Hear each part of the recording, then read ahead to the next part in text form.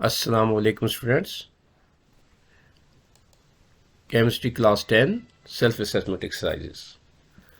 आज हम करने जा रहे हैं चैप्टर 9 केमिकल इक्विलिब्रियम। इसकी सेल्फ असेसमेंट एक्सरसाइज इस वीडियो में हम सॉल्व करेंगे। और सबसे पहली जो आपकी सेल्फ असेसमेंट एक्सरसाइज है वो है 9.1।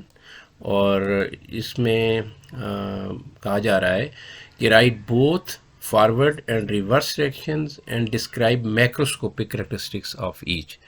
तो यहाँ पे हमारे सामने सबसे पहले जो इक्वेशन आई है वो नाइट्रोजन और हाइड्रोजन आपस में रिएक्ट करके अमोनिया बना रहे हैं।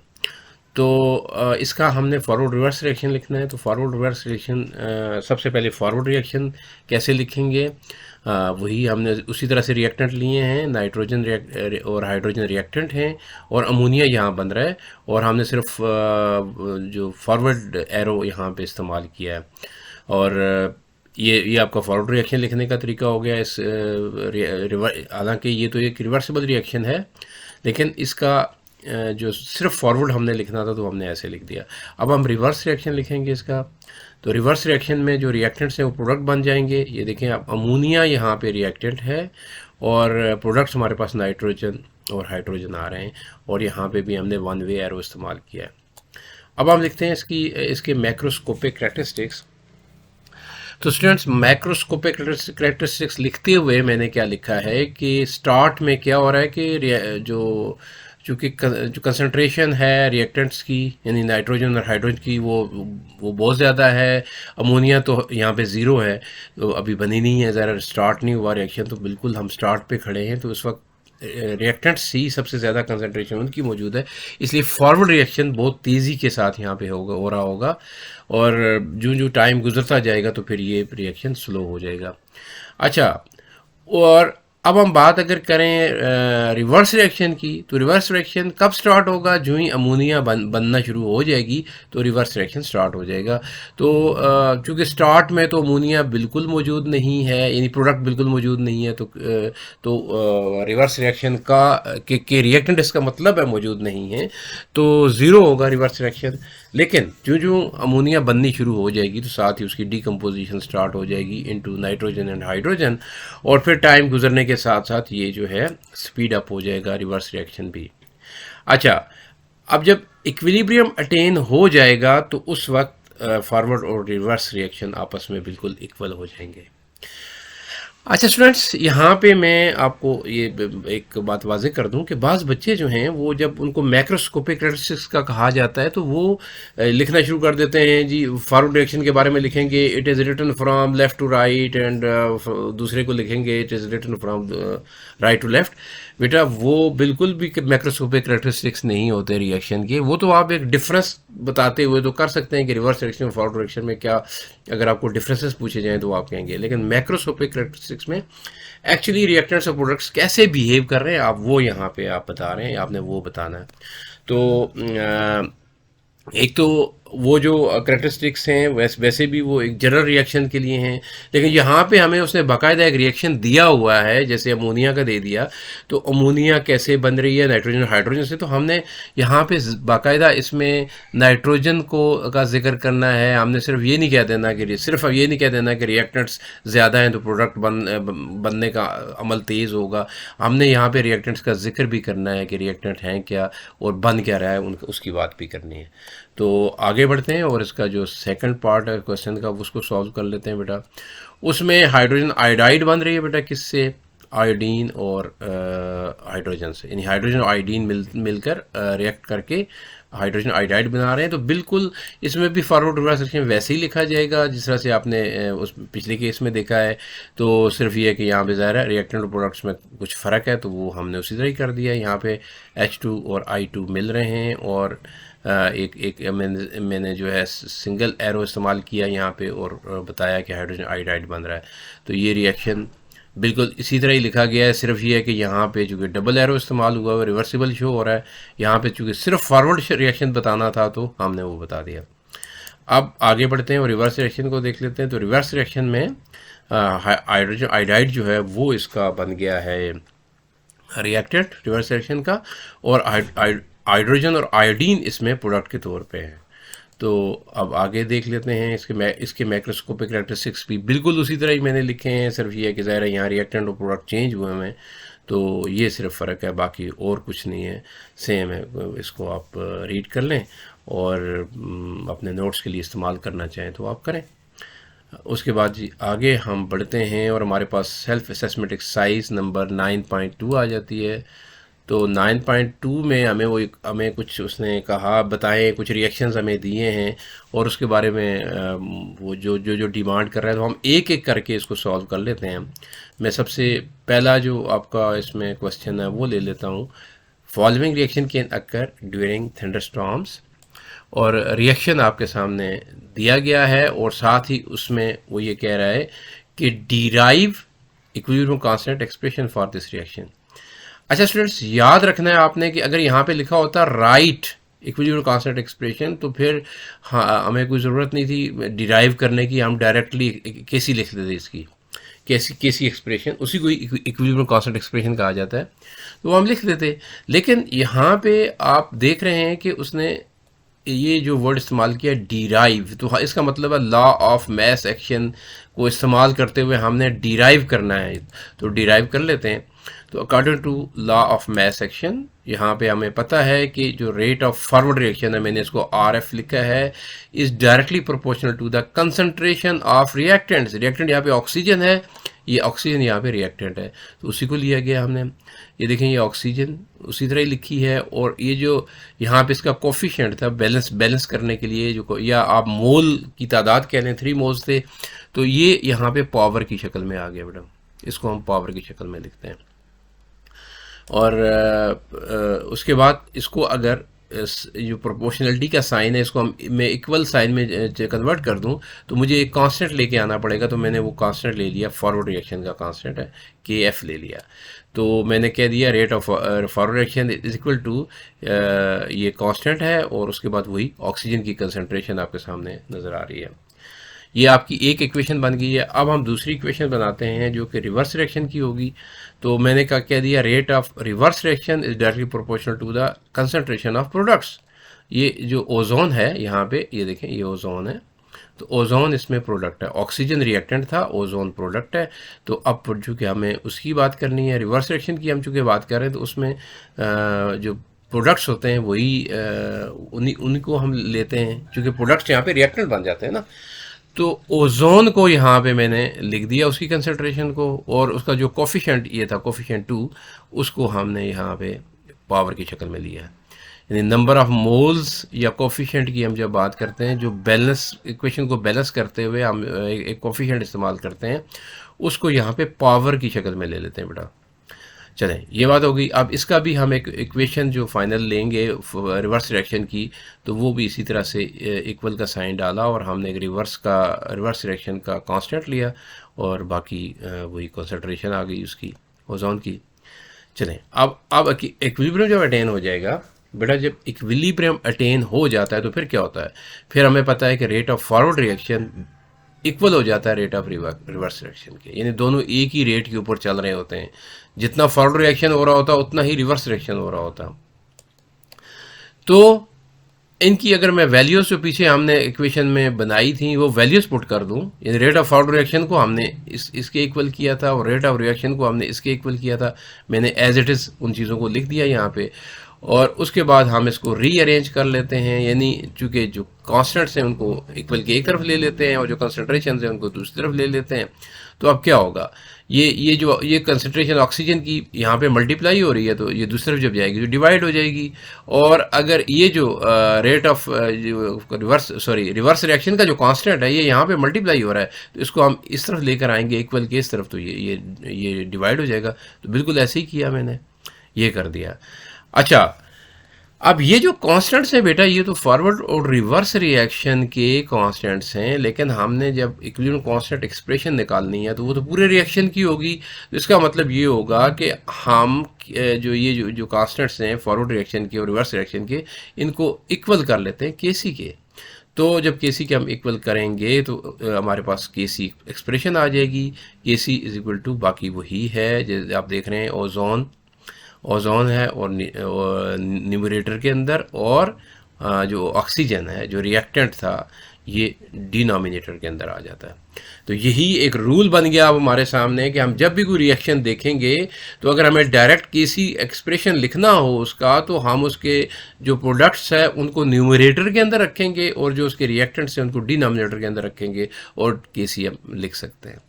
तो ये तो हमने डिराइव कर की है, लेकिन बहुत सारे केसेस में आपको डिराइव करने का नहीं कहा जाता, आपको डायरेक्टली कहा जाता है कि राइट केसी एक्सप्रेशन। जैसे हम आगे हमारे पास आ रहे हैं क्वेश्चंस, तो उसने ये क्वेश्चन 2 था इसी एक्सरसाइज का, वो कह रहा है कि right equilibrium constant expression for the following reactions. A part है आपका, इसमें हाइड्रोक्लोरिक एसिड जो है वो ऑक्सीजन के साथ रिएक्ट करके वाटर और क्लोरीन बना रहा है, और ये भी एक रिवर्सिबल रिएक्शन है। तो इसकी केसी हमें उसने, यानी कि इक्विलिब्रियम कांस्टेंट एक्सप्रेशन या केसी एक्सप्रेशन हम कहते हैं, वो लिखने का काम ने डायरेक्ट लिख दिया। तो हमने पीछे जब डिराइव कर रहे थे तो हमें पता था कि जो न्यूमरेटर है उसमें प्रोडक्ट्स आते हैं, ये प्रोडक्ट्स जो हैं ये उठाकर मैंने न्यूमरेटर के अंदर डाले हैं, और जो रिएक्टेंट्स हैं उनको हम डिनोमिनेटर के अंदर डालेंगे, और इनके जो कोफिशिएंट्स हैं या नंबर ऑफ मोल्स हैं उनको हमने पावर की शक्ल में ले लिया कंसंट्रेशन की। तो इस तरह से आपकी केसी आपने लिख दी, इतना सा काम था ये। और उसके बाद बी पार्ट को देख लें, यहाँ पे भी जो एसिटिक एसिड है वो इथानॉल के साथ रिएक्ट कर रहा है। तो अब यहाँ पे जो चीज़ बन रही है वो बन रही है इथाइल इथानोएट।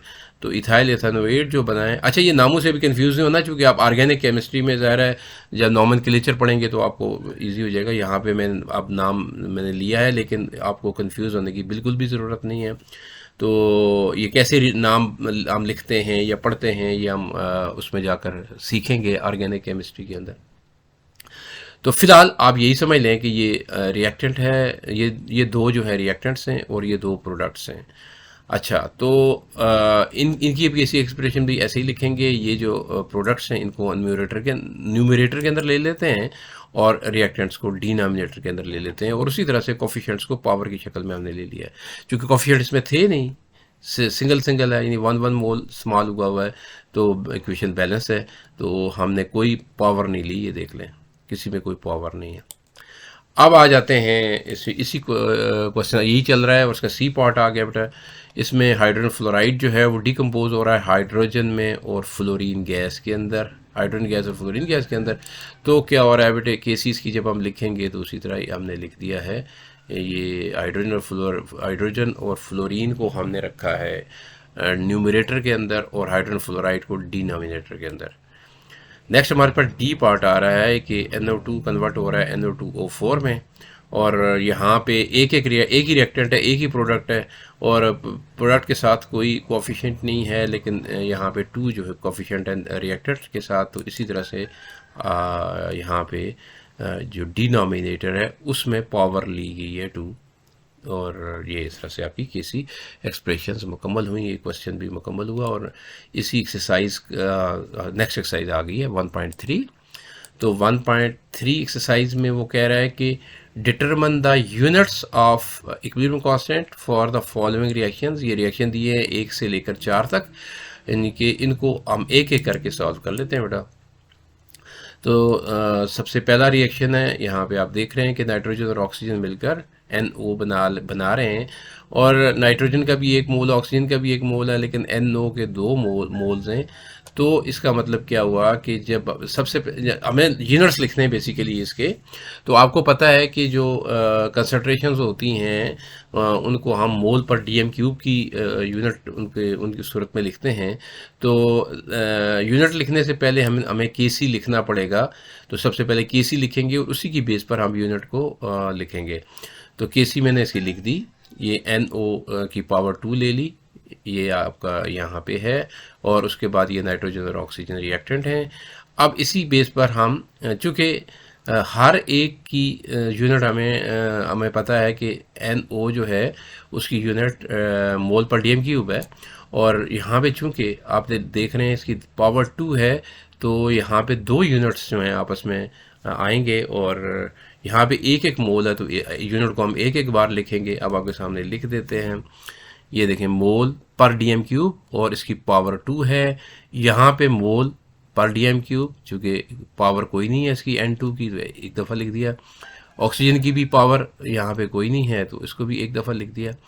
अब देखो ऊपर भी जो है वो यहाँ पे 2 मोल्स हैं और नीचे भी 2 मोल्स हैं। रिएक्टेंट और प्रोडक्ट्स के मोल्स आपस में बराबर हैं। या यहाँ पे देख लें, यहाँ पे आप देख सकते हैं ये 1 मोल, ये ऑक्सीजन का, ये 2 मोल रिएक्टेंट्स के हो गए और प्रोडक्ट्स के भी 2 मोल्स हैं, यानी कि चूँकि ये इसका कोफिशिएंट 2 है तो इसका मतलब ये 2 मोल्स हैं।